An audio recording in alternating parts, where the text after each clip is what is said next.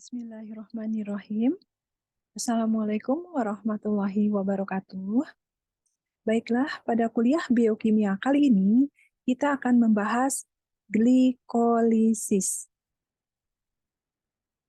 Setelah mempelajari bab ini, diharapkan mampu menjelaskan pengertian glikolisis, tahap dan proses glikolisis, kemudian mampu menjelaskan cara menghitung jumlah energi atau ATP, kemudian reaksi dan enzim yang terlibat di dalam glikolisis, dan mampu menjelaskan reaksi kesetimbangan pada glikolisis.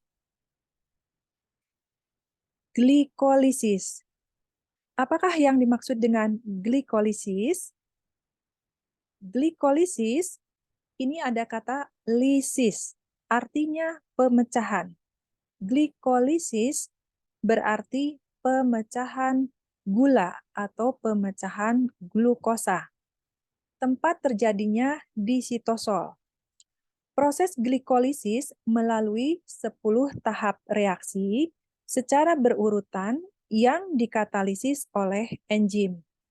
Berlangsung dalam keadaan anaerob. Proses glikolisis bersifat universal, artinya terjadi di semua sel hidup. Sebagian besar jaringan tubuh memiliki sedikitnya kebutuhan minimal akan glukosa. Kebutuhan tersebut pada beberapa jaringan, misalnya pada otak dan eritrosit atau sel darah merah, memerlukan glukosa dalam jumlah yang besar. Tempat glikolisis. Tempat glikolisis yaitu di sitosol. Sitosol adalah cairan intraseluler, cairan yang berada di dalam sel. Di sitosol tersebar organel-organel sel, termasuk mitokondria. Nah, ini adalah jalur katabolisme dan anabolisme. Jalur glikolisis berada di lokasi ini. Berada di lokasi ini, tanda panah berwarna merah. Dari mulai glukosa sampai pirupat.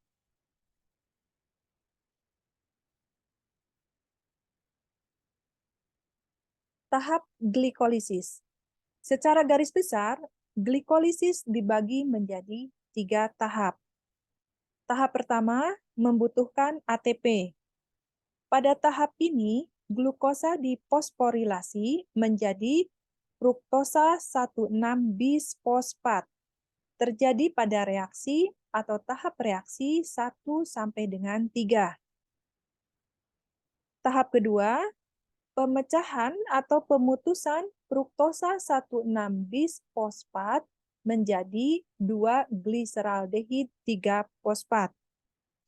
Pada tahap 2 ini, fruktosa 1,6-bisfosfat tersusun dari 6 atom karbon, seperti yang kita lihat, fruktosa itu tersusun dari 6 atom karbon akan dipecah menjadi 2-gliseraldehid. Di mana gliseraldehid ini tersusun dari 3 atom karbon. Terjadi pada reaksi 4 sampai dengan 5. Tahap ketiga, tahap menghasilkan ATP. Pada tahap ini terjadi konversi atau perubahan secara oksidatif dari 2-gliseraldehid 3-fosfat. Ya, gliseraldehid tadi dikatakan tersusun dari 3 atom karbon, ini akan dirubah menjadi pirupat. Pirupat juga tersusun dari 3 atom karbon. Pada tahap ini terjadi pembentukan ATP dan NADH, yaitu pada reaksi 6 sampai dengan 10. Bagaimana terjadinya proses glikolisis? Proses glikolisis membutuhkan substrat atau bahan baku. Nah, bahan bakunya ini adalah glukosa. Glukosa ini didapat dari mana? Nah, glukosa didapat atau diperoleh dari hasil proses pencernaan. Sebelum membahas ke tahap glikolisis, saya analogikan dulu mengenai proses pencernaan secara garis besar. Bila kita mengkonsumsi makanan, sebenarnya kita memberi makan berjuta-juta sel, yaitu unit struktur terkecil di dalam tubuh. Sebelum sel-sel dapat diberi makan, makanan yang dikonsumsi itu harus melalui banyak sekali perubahan untuk mereduksinya menjadi sesederhana mungkin, sehingga dapat diserap ke dalam darah, yang kemudian mentransportasikannya ke sel-sel jaringan tubuh untuk digunakan. Ya. Nah, proses perubahan makanan atau bahan pangan menjadi komponen-komponen sederhana disebut sebagai pencernaan. Dan perubahan tersebut terjadi di dalam saluran pencernaan. Misalnya, kita makan roti, nasi, atau jagung, dan lain-lain yang merupakan sumber karbohidrat atau mengandung karbohidrat. Nah, makanan yang dikonsumsi tersebut masih dalam bentuk polisakarida atau karbohidrat bentuk kompleks. Selanjutnya, di rongga mulut itu mengandung saliva atau air liur. Nah, saliva ini mengandung enzim pemecah fatty, yaitu enzim petialin atau amilase. Kemudian, di lambung ada asam lambung. Fungsi asam lambung salah satunya dapat menguraikan karbohidrat menjadi lebih sederhana lagi, yaitu dalam bentuk oligosakarida, disakarida, dan monosakarida. Dan selanjutnya yang akan masuk ke jalur glikolisis ini adalah glukosa. Glukosa merupakan salah satu monosakarida. Jadi glukosa inilah yang masuk ke dalam glikolisis merupakan hasil proses pencernaan. Baiklah, kita lihat setiap tahap glikolisis. Glikolisis tadi dikatakan atau dijelaskan dibagi menjadi 3 tahap. Tahap pertama yaitu reaksi pertama ini.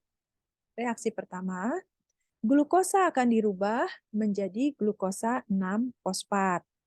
Satu gugus fosfat dari ATP, satu gugus fosfat dari ATP akan berikatan dengan glukosa.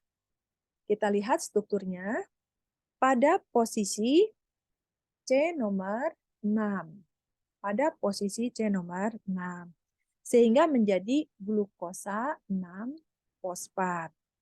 ATP yang lepas, satu gugus fosfatnya menjadi ADP. ATP itu adenosin trifosfat. Berarti fosfatnya ada 3.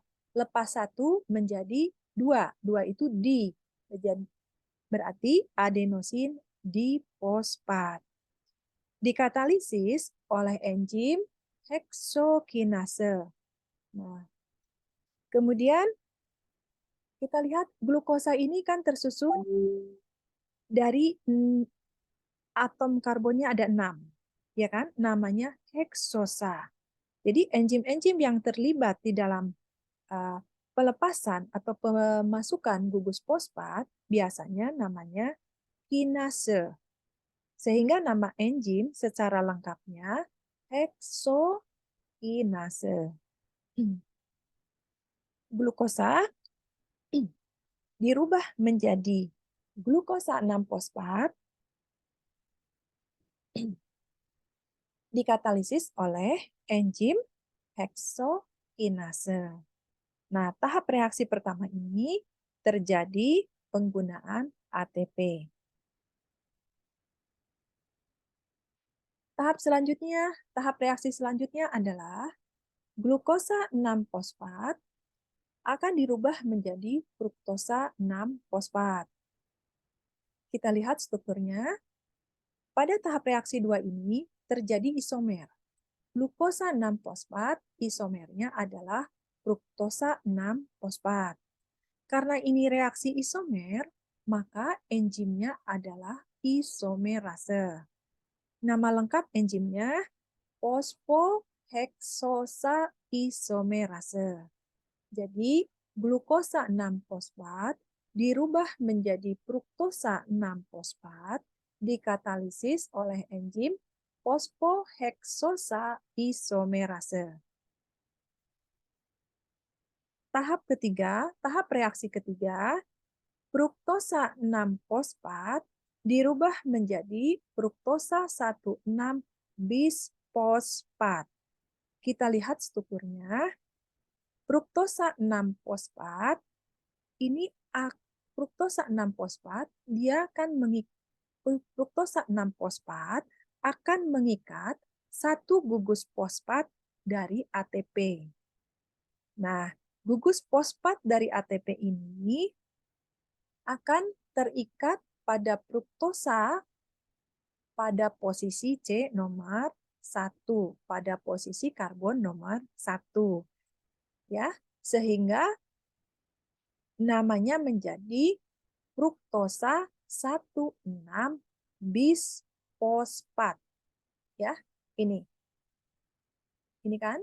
Gugus fosfat dari sini terikat pada C nomor 1. Menjadi namanya fruktosa 1,6-bisfosfat.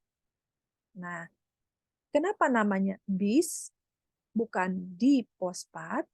Karena bis itu mengartikan atau menandakan letaknya ini terpisah. Ya. Enzimnya adalah fosfofruktokinase 1. Fosfofruktokinase 1. 1 artinya gugus fosfat terikat pada posisi karbon nomor 1. Ya. Jadi, fruktosa 6-fosfat dirubah menjadi fruktosa 1,6-bisfosfat dikatalisis oleh enzim fosfofruktokinase 1. Disinilah ATP kedua digunakan. Ya. Nah, artinya dari tahap reaksi 1 sampai 3 itu menggunakan atau membutuhkan sebanyak 2 ATP. 1 ATP pada reaksi nomor 1 dan 1 ATP lagi pada reaksi nomor 3. Jadi totalnya ada 2 ATP yang digunakan atau dibutuhkan. Tahap kedua yaitu pemecahan fruktosa 1,6-bisfosfat menjadi gliseraldehid 3-fosfat dan dihidroksiaseton fosfat. Kita lihat strukturnya. Ini ya, seperti ini. Kita lanjut ke sini ya. Ini fruktosa sama saja strukturnya. Fruktosa 1,6-bisfosfat ya. 1 di sini ada fosfatnya dan 6 juga ini ada fosfatnya. Berarti ini fruktosa 1,6-bisfosfat ya. Di sini akan dipecah ya. Di sini terjadi pemecahan atau pemutusan fruktosa 1,6-bisfosfat. Dipecah menjadi 2 gula yang berbeda, yaitu menjadi apa? Gliseraldehid 3-fosfat dan dihidroksiaseton fosfat. Gliseraldehid 3-fosfat ini tersusun dari 3 atom karbon. Begitupun dihidroksiaseton fosfat tersusun dari 3 atom karbon. Ya. Dikatalisis oleh enzim aldolase. Jadi, fruktosa 1,6-bisfosfat dipecah menjadi gliseraldehid 3-fosfat dan dihidroksiaseton fosfat. Dikatalisis oleh enzim aldolase. Selanjutnya adalah tahap reaksi kelima. Tahap reaksi kelima, dihidroksiaseton fosfat dirubah menjadi gliseraldehid 3-fosfat. Ya. Dihidroksiaseton fosfat, isomernya adalah gliseraldehid 3-fosfat. Pada tahap reaksi ini terjadi isomer. Nah, dihidroksiaseton fosfat ini dirubah menjadi gliseraldehid 3-fosfat oleh enzim triosa fosfat isomerase. Triosa, tri itu adalah 3 karena tersusun dari 3 atom karbon, ya. Nah, kenapa dihidroksiaseton fosfat ini harus dirubah menjadi gliseraldehid 3-fosfat? Karena enzim yang mampu mengkatalisis menjadi piruvat, kita lihat selanjutnya, enzim yang mampu mengkatalisis menjadi piruvat adalah enzim ini, gliseraldehid 3-fosfat dehidrogenase. Maka, substrat yang dapat bereaksi adalah gliseraldehid 3-fosfat. Sehingga dihidroksiaseton fosfat ini harus dirubah dulu menjadi gliseraldehid 3-fosfat. Nah, pada tahap reaksi 5 ini, dihidroksiaseton fosfat kan dirubah menjadi gliseraldehid 3-fosfat. Sehingga gliseraldehid 3-fosfatnya menjadi 2 molekul atau sebanyak 2 molekul gliseraldehid. Dikatalisis oleh enzim triosa fosfat isomerase.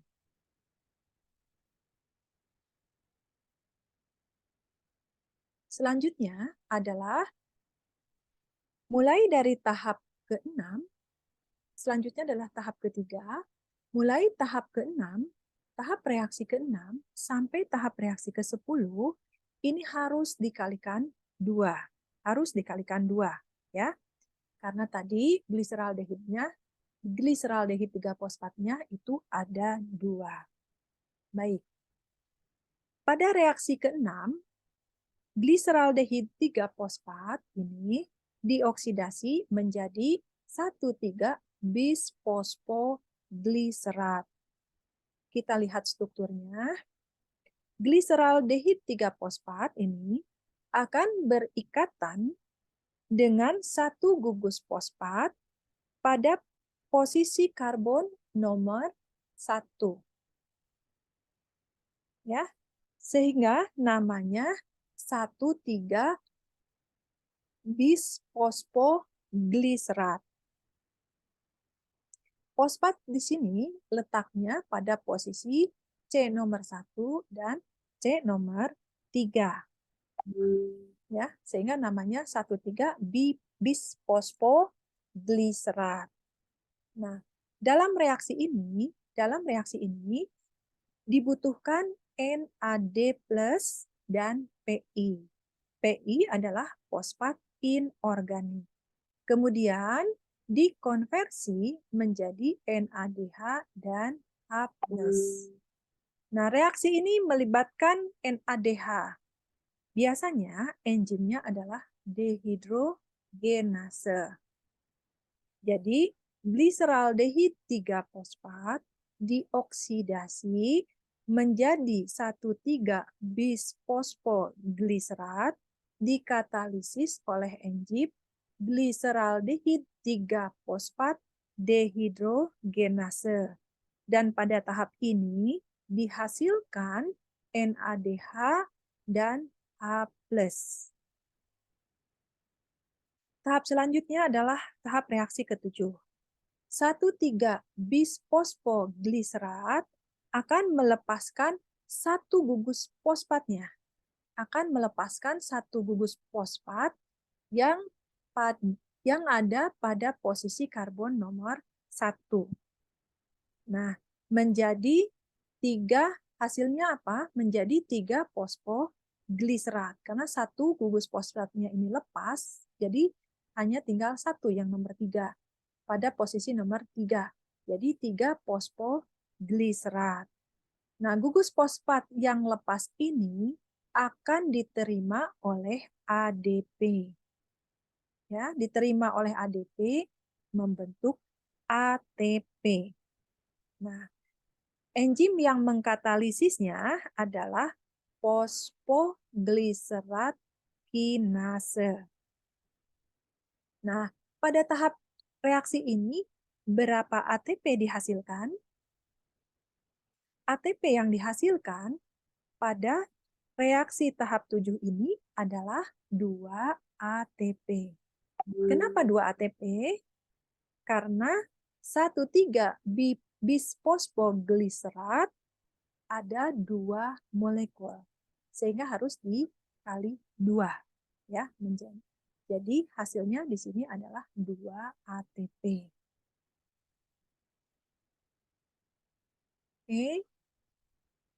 1,3 bisfosfogliserat dirubah menjadi 3 fosfogliserat dan menghasilkan 2 ATP dikatalisis oleh enzim fosfogliserat kinase. Tahap selanjutnya adalah tahap reaksi ke-8. 3 fosfogliserat ini dirubah menjadi 2 fosfogliserat. Ya, posisi pada kita lihat strukturnya di sini. Ini 3, gugus fosfatnya ada pada posisi nomor 3, kemudian pindah ke posisi nomor 2 fosfatnya. Sehingga terjadi mutasi proses di sini. Enzimnya adalah mutase. Ya. Jadi 3 fosfogliserat dirubah menjadi 2 fosfogliserat dikatalisis oleh enzim fosfogliserat mutase.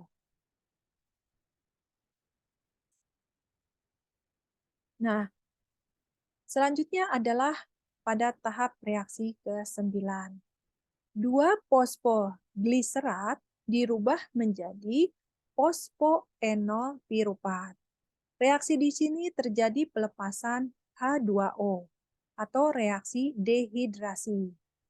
H2O lepas, di sini kita lihat strukturnya, H2O lepas sehingga terbentuk di sini ikatan rangkap 2. Ya, membentuk suatu alkena ya, ikatan rangkap 2 ya, karbon yang berikatan rangkap 2. Enzimnya adalah enolase ya, enolase. Karena terbentuk ikatan rangkap 2 atau senyawa alkena sehingga enzimnya adalah enolase. 2 fosfogliserat dirubah menjadi fosfoenol piruvat dikatalisis oleh enolase. Tahap ke-10 adalah fosfoenol piruvat dirubah menjadi piruvat. Kita lihat strukturnya. Pada reaksi ini, gugus fosfat dari fosfoenol piruvat dilepaskan, diterima oleh gugus fosfat ini diterima oleh ADP, membentuk ATP dan membentuk piruvat. Ya. Nah, pada tahap reaksi ini berapa ATP dihasilkan? Ya, pada tahap reaksi ini dihasilkan 2 ATP. Kenapa dihasilkan 2 ATP? Karena fosfoenol pirupatnya ini ada 2 molekul. Ya, ada 2 molekul. Nah, jadi di sini enzimnya adalah piruvat kinase. Fosfoenol piruvat dirubah menjadi piruvat dengan melepaskan gugus fosfoenol piruvat dengan melepaskan gugus fosfatnya diterima oleh ADP membentuk ATP dan piruvat dikatalisis oleh enzim piruvat kinase. Ya.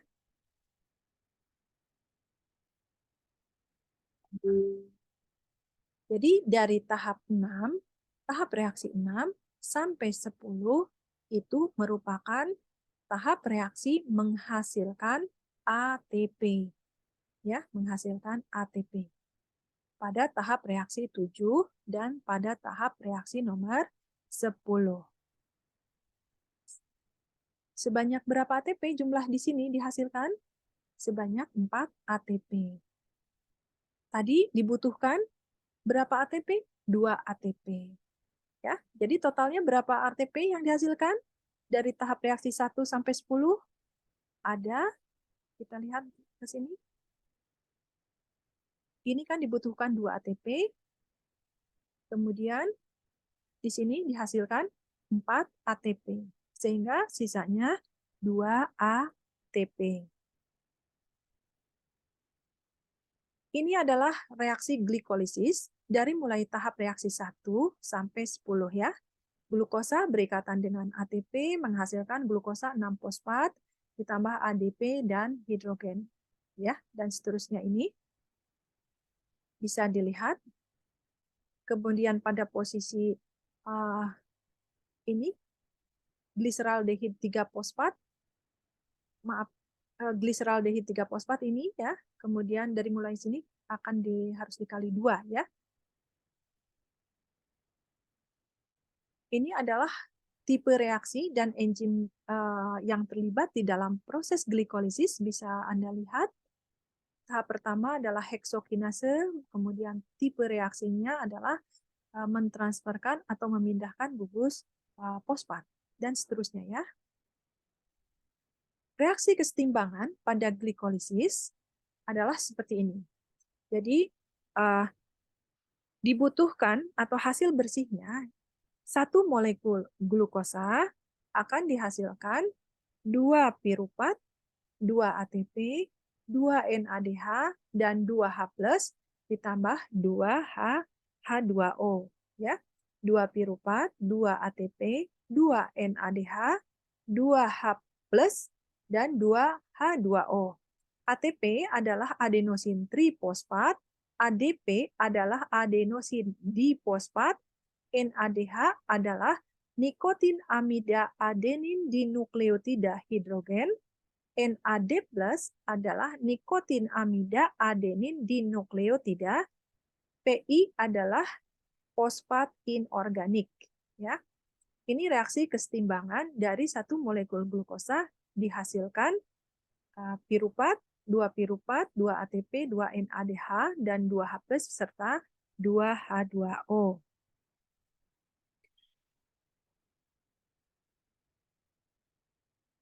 Demikianlah gambaran glikolisis. Mohon maaf atas segala kekurangan. Wabillahi taufiq wal hidayah. Wassalamualaikum warahmatullahi wabarakatuh.